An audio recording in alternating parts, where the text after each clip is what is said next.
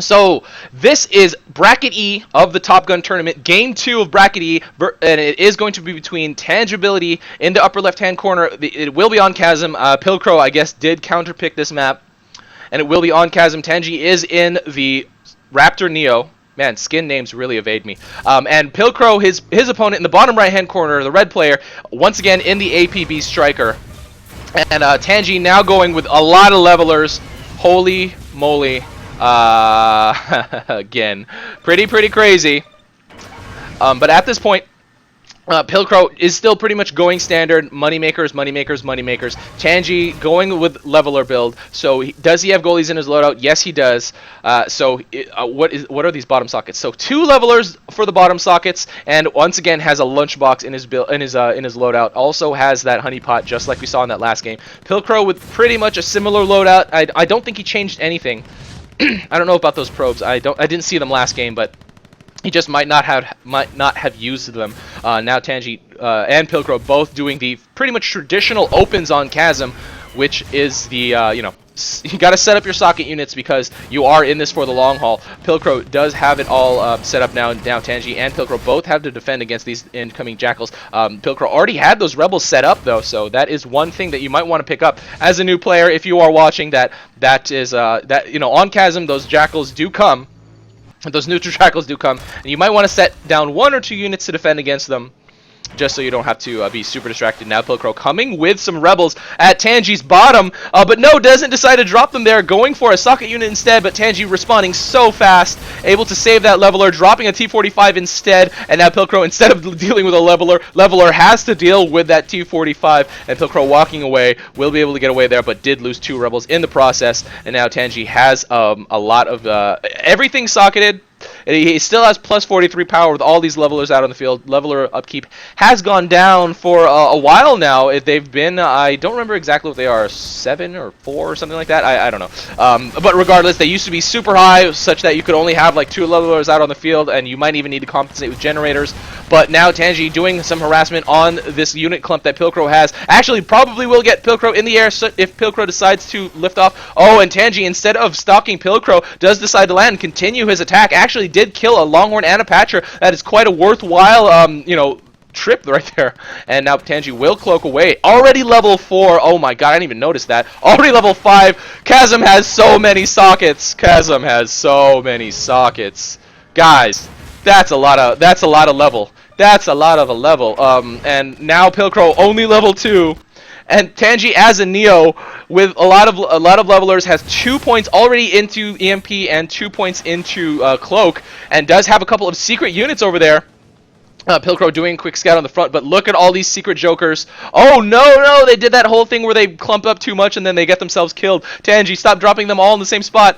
Oh no, and then now he is probably going to mass send them on capture. While Pilcrow is still working on the mid, there is not really anything here to defend for him except for a couple rebels. Jackals, or jokers are definitely more effective against those rebels than jackals. But Tangi actually didn't send them on capture, he sent them on attack, and there is nothing here at the front door for Pilcrow except for rebels, and Tangi again doing more front door attack, getting good surround here, microing his units all around this fort, and Pilcrow is desperately trying to defend against this, but none of his units have really been blocked properly at this point. Tangi is just getting more and more attack out, and what does Pilcrow have in his build queue? He just has bombs. I guess that's kind of okay, but I don't know. I would really like to see him get some lighter blocking units off. Where is Tangi? Where did Tangi go? He decided to cloak away there, does run out of energy, is going to go back to that outpost to charge up, but at this point Pilcrow has had a quarter of his life taken out just in one jackal attack. There was about 6 or 7 jackals there, if I remember correctly, and now again going for he's using patrolling jokers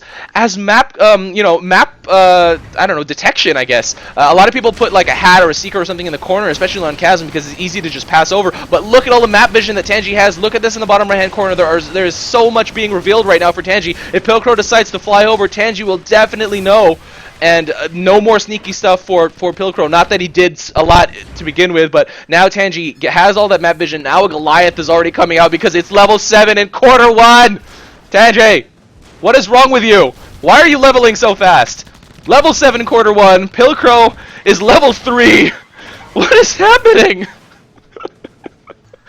Tangi, thank you so much. Thank you so much for this. This is all I really wanted out of this tournament. Something ridiculous. Just something ridiculous. And now sending one goalie. I'm assuming this is on attack because Tangi loves to set stuff on attack when it looks like he should have put them on capture. Like, you know, oh, he's sending it next to an outpost or something at the top. No, that's actually set on attack. That's not set on capture like you might have thought.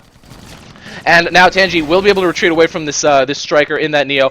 And now another goalie coming out. Where is that one goalie? I told you guys, this is set on attack. It's not set on capture. It will just look how it's impeding these creeps' movement right there. That's pretty dang hilarious. Pilcrow has actually been able to get this mid. So Tangi pretty much invested 0 credits into taking the mid, and going Blaster Neo, hiding behind this Goliath, actually is doing quite a lot of damage. God, sadly. Oh my god, that is just way too much. Now Tangi does have to save that goalie from getting killed from behind by that Longhorn, and now doesn't necessarily save it, but just re-micros it and puts it behind the Longhorn instead. And now look at all these Jackals coming up. Oh my god, Tangi, how are you doing this so fast? Now Goliath is right up against that outpost, and a lot of Jokers as well. This will probably go down. Pilcrow dropping a lot of Longhorn, actually.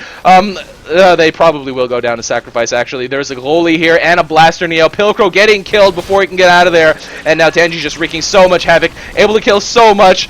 Oh, God. This is crazy. This is crazy. Now coming out with honeypots. It wouldn't be a complete Tangi game without using every single unit in his loadout, because that's how he thinks. Now coming out with another honeypot. And now Pilcrow, now forced to go back to his forward. I don't know if that's necessarily the forward or the close, but it's the bottom outpost on the red side, on the right side, and this is just bananas. Tangi pushed Pilcrow back with a 1 goalie and a couple Jokers. Was able to finish off pretty much everything he had on the left side of the chasm, and then take it, and then, you know, finish off everything on the right side of the chasm. Now Tangi does survive this attack. Those Jokers will probably go down, but not before Tangi does set them on attack. You know, does force Pilcrow to spend just that extra amount of time on, you know, on defending, just because he has to defend against a moving target and worry about where it might go, rather than just it being plain turn and burned. And now Tangi attacking this top with some Jokers as well, actually able to kill out a lot of units. That might have seemed to a lot of people like he was trying to get that outpost neutralized, but I think in reality, I'm not going to speak for Tangi, but I think in reality what he was really doing was just trying to kill units. You know, as much credit trade-off as you can possibly get, the better, and especially because Tangi does not have any money makers, and he's already level 10. Holy crap, Tangi's level 10, okay, and Pilcrow's only level 5. Oh, more Jokers coming out. Okay, for some reason I thought those were going to be set on move, but they were not.